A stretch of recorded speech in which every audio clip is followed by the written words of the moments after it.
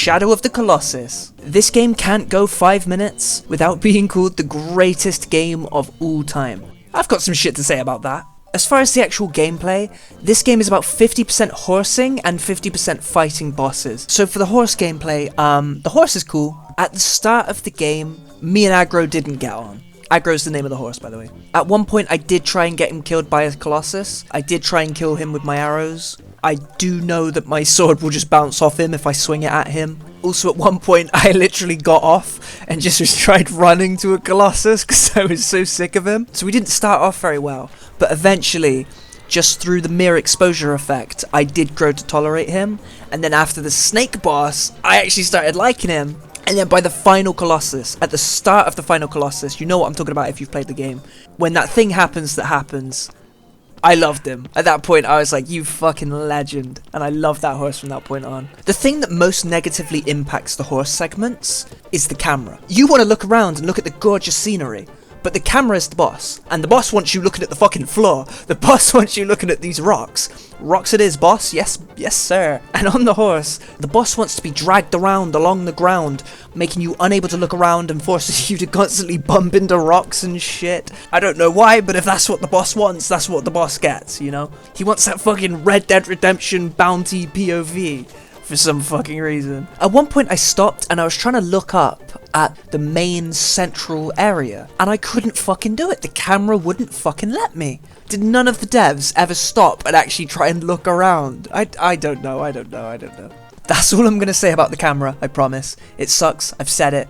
Just like playing this game is a struggle not to think about the camera, so is doing this fucking review apparently. The minimalistic world reflects not only the isolation, but also Wanda's single-minded focus on his goal. He's not here to fuck around with Assassin's Creed towers or crafting. He does get hungry sometimes though. This place is fucking empty. But there was collectibles in the world. I think they weren't in the original. But I found 3 collectibles, 2 of which crashed my game. Maybe that's the point, that maybe if you're done playing, horse has been pissing you off too much. Oh, here's a coin, thank fuck. Hearing me say what I said about the camera, you might think that the controls when fighting the bosses really annoyed me, but actually I was fine with it. It seemed like the point. He is not on top of this shit at all. He constantly gets sent flying, being flung around, barely hanging on, getting beaten to shit. Sometimes you get knocked on your ass, you stay down for about 5 minutes, which makes sense because if you get fucking spinning heel kicked by like some giant lion thing, you know, you're gonna stay, it's gonna take a minute to get up. Yeah, so sometimes he'll get knocked on his ass, he's on his ass for a bit, he finally gets up, and then he gets put straight back on his ass. Oh, now the cameraman, oh, for fuck's sake. No, what the fuck with this shit? Some people might find this annoying, but all of this, it serves to reinforce this character's determination to fulfill his goal. It actually makes me emotional, I love that shit. There's very little dialogue in this game, but one of the few things he says even confirms this. He fucking will get this done, no matter what. And I love that that's reflected in the gameplay. Each Colossi is really just a puzzle. I'm fine with puzzles, I like a good puzzle, but if you don't solve it fast enough, the spirit guy, what's his name, Doorman, he will constantly just spam text you. He's worse than a fucking Twitch chat. Control V, Control V, Control V, Control V.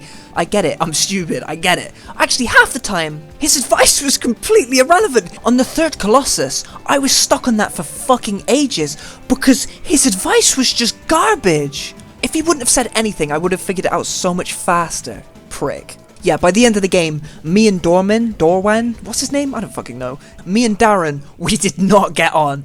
Some of the boss fights in this game were so good. Some weren't great. Yeah, they also don't really do that much. They're not very complicated. They kind of shake around a bit after you stab them. But the whole time I'm just thinking, mate, this guy could just get his hand and just put it on his neck and I would just be dead. That would be GG for me. Maybe they're kind creatures and they don't actually want to kill you, but I don't know. I think it would have been even more sad to kill each Colossus if they showed a bit more personality, a bit more intelligence. They kind of just seem like big idiots. It kind of feels like you're doing them a bit of a favour, like fucking, oh, look at the flowers, Lenny, do you know what I mean? My second biggest problem with the game isn't even something I would personally change. Until the very final moments of the game, you know fuck all. You know only the bare minimum, really. 6 to 7 hours of gameplay just to save some girl? I don't even know if I like her yet. I might hate her. I might not even want to save her, you know? My character might love her, but I don't feel that as the player, I don't give a shit. When you do have all the pieces at the end, trying to piece them together and work out what was actually happening, that's part of the fun, so I wouldn't change it. But as someone who is very character and story driven, to play 6 hours of a game without much of that at all, I wasn't a fan of that. Listen, I don't know who the main character was designed off, I don't know where in the Shire they found that guy, but I probably would have chosen a different guy to model the main guy off. So in the shadow of the colossal amount of shit I've just talked, there's a beauty and a sadness to this game that can't really be appreciated until you hit the final and 16th boss.